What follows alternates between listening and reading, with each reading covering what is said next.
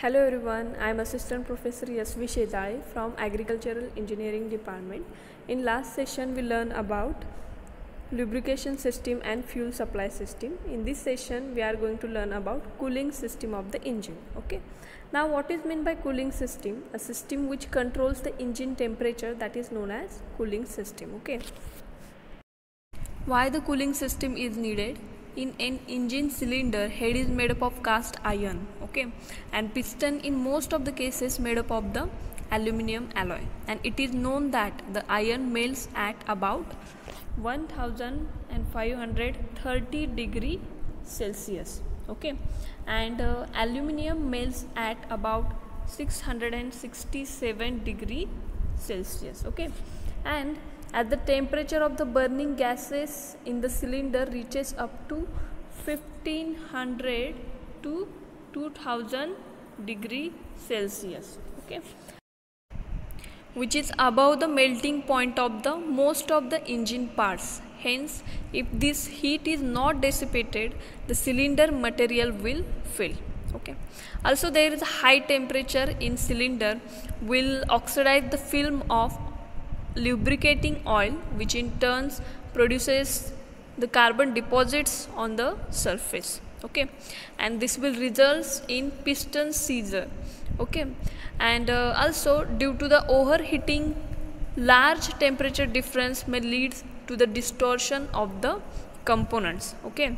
Also there is a problem of pre-ignition, then knocking, etc. Also high temperature lower the volumetric efficiency, okay. So when we consider all these factors, there is a need of cooling of the engine, okay. Now there are two methods of cooling. First one, that is air cooling and water cooling, okay.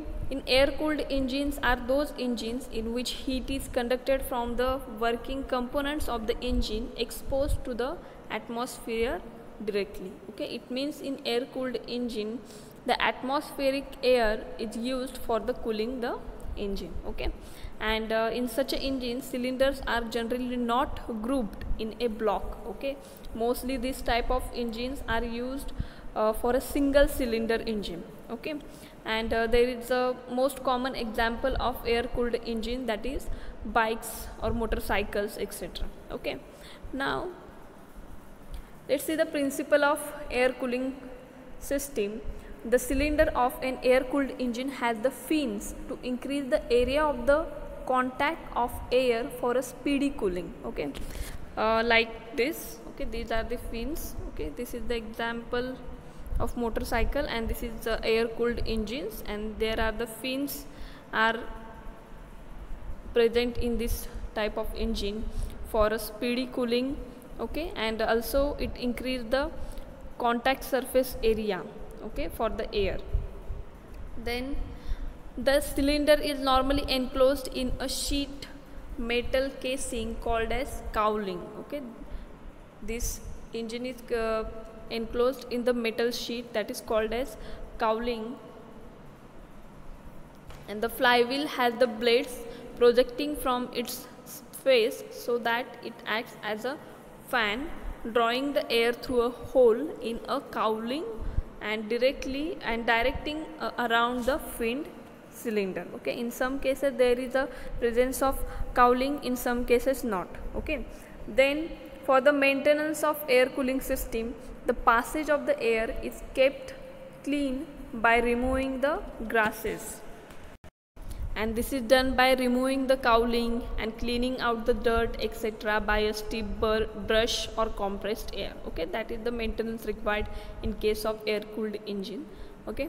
Now when the separate fan is provided, the belt tension is to be checked and adjusted if necessary, okay. If there is a need of separate fan, then belt tension is necessary, and if there is blades are available or projected from the flywheel, then a separate fan is not necessary, okay. Now there are some advantages of air cooled engine. First, it is simpler in design and construction. Then water jackets, radiator, water pump, thermostat, pipes, houses are not needed, okay. So because it is a compact structure, so all these components are not needed in case of air cooled engine. Okay, then it is comparatively lighter in weight. Okay, now what are the disadvantages?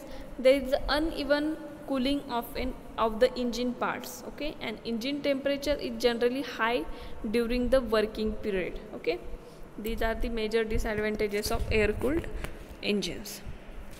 Now water cooling.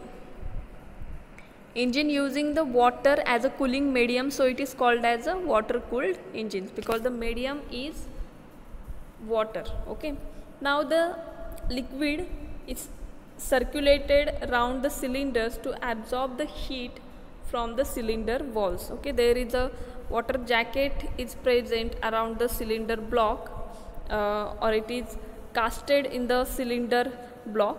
So whatever the heat is generated from the different parts of the engine, that will be absorbed by that water which surrounds the cylinder. Okay, now in general water is used as a cooling liquid.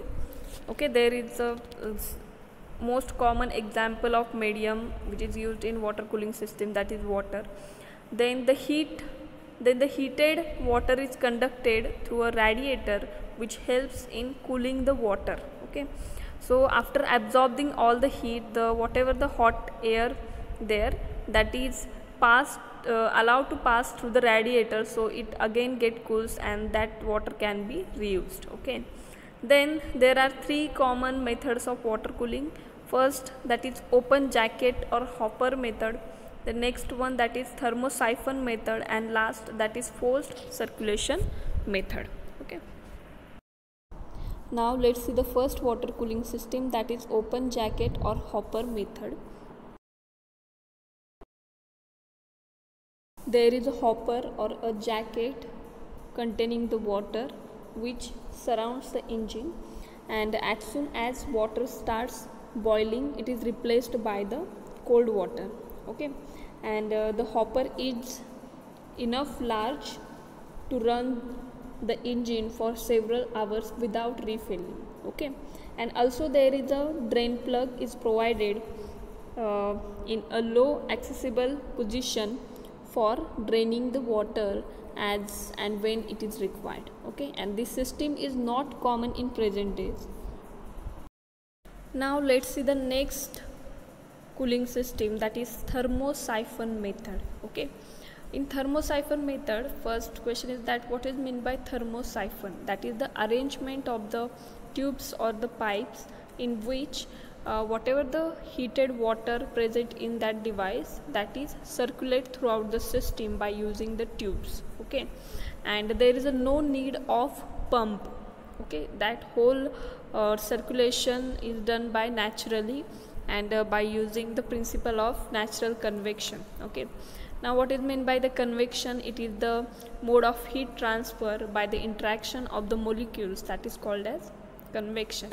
Okay, now in thermosiphon method, this system consists of radiator, then water jacket, fan, temperature gauge, and hose connections. Okay, and this system is based on the principle that heated water which surrounds the cylinder becomes lighter in weight and it rises upward in the liquid column. Okay, suppose this is radiator which having the tubes like this.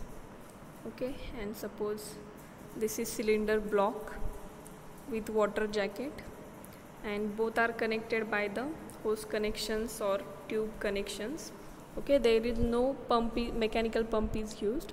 So when the water is filled in the radiator, then what will happen? By the gravity, that water is transferred to this water jacket, and then the water starts circulate through this water jacket, and whatever the heat generated by the different components of the engine, that is absorbed by this water, and the water becomes hot and it becomes lighter and it rises upward direction, and it is again transferred to the radiator, and these hot vapors starts to move through these tubes and it takes long time due to their structure, so it becomes cool and again it is transferred to the water jacket.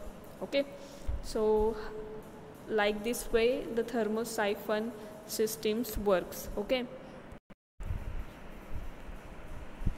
and here this radiator is placed at a higher level than this engine or a cylinder head, and both are connected by the hose connections at top and at the bottom. Okay, also there is a provision for the fan which sucks the atmosphere air and pass through this radiator unit. Okay, and a fan is driven with the help of the V belt. Okay, now the next system, that is forced circulation method. In this method a water pump is used to force the water from the radiator to the water jacket of the engine. Okay, now there are different components of forced circulation system. First one, that is radiator cap, radiator, okay, then fan, then these cylinders, then thermostat valves, etc. Okay, then now let's see the functions of these different components of water cooling system. First component, that is water pump. It is centrifugal type of pump and it has a casing and an impeller mounted on the shaft.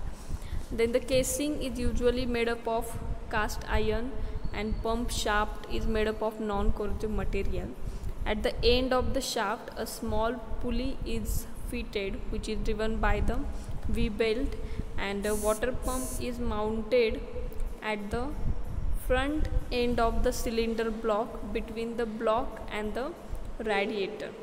Okay, and when the impeller rotates, the water between the impeller blades is thrown outward by the centrifugal force, and thus water goes to the cylinder under pressure. Okay, there is a provision of water pump. Okay, water pump is not present actually here, water pump is present here. Okay, and the pump outlet is connected by the hose pipe to the bottom of the radiator. Then what is the function of radiator? Radiator is a device for cooling the circulating water in the engine. Okay, and radiator consists of fins or thin tubes. Okay, then it holds a large volume of water in close contact with large volume of air so that heat is transferred from the water to the air easily. Okay, and the hot water flows into the radiator at the top and cold water flows out from the bottom. Okay, and there are tubes or passages carry the water from the top of the radiator to the bottom, passing it over a large metal surface. Okay, and the air flows between the tubes through the cells at right angles to the downward flowing water. So here radiator consists of tubes. Okay, so what will happen? Through this thin tubes the water starts to move and it takes long time, again it cools down and again it is transferred to this cylinder. Okay, also there is a provision of fan, so the cool air is transferred through this radiator and the heat is absorbed from the water by the air. Okay, now the next component, that is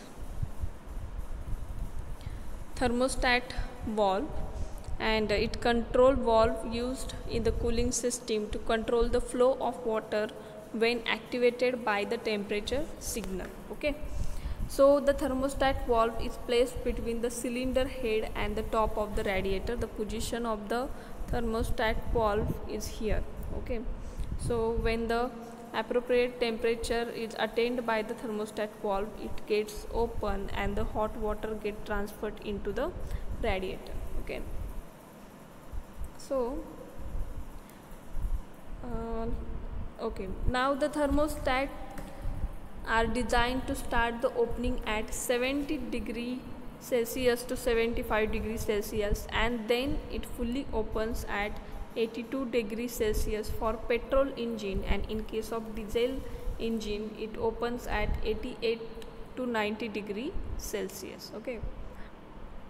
Now next component, that is fan. The fan is usually mounted on the water pump shaft, okay, and it is driven by the same belt. Okay, so fan and water pump are driven by the same belt, and the purpose of the fan is to provide a strong draft of a air through the radiator to improve the engine cooling. Okay, now here is all the systems, cooling systems of the engine are completed here. So thank you for listening.